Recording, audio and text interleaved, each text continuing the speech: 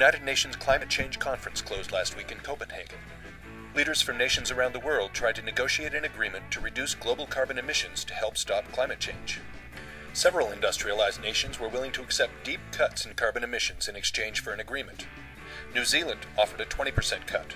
Japan offered 25%, and so did Russia. The European Union offered 30%. The United States offered just 1.3%.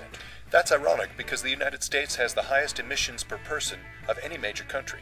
Our 5% of the world's population contributes 20% of the world's carbon emissions. With the US and China opposing CO2 reductions, the conference was unable to come to a meaningful agreement. The conference failed. Why should we care if the world reduces its carbon emissions? Carbon emissions are still rising and are projected to continue. Already, glaciers are melting. NASA predicts that sea levels will rise. People are losing their homes in Bangladesh and some island nations. If they continue to rise, even New York City and parts of New Jersey may one day be underwater. At the same time, drought plagues nations around the world: Ethiopia, Kenya, Australia, and even parts of the United States. If we don't reduce our carbon emissions, it's going to get worse. But we're not helpless. There's a lot we can do to try to change how our country approaches climate change.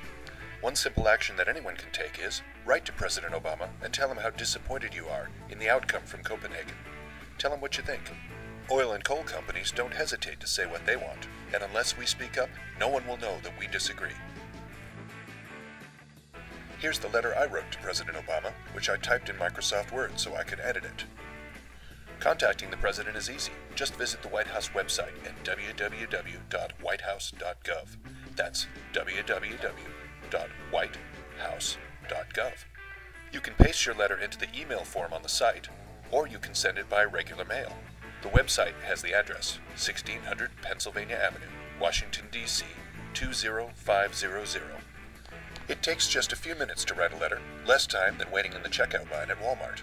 When you're done, you'll know that you've taken an important step towards changing our country's position, because President Obama can do much more than any one of us can do alone.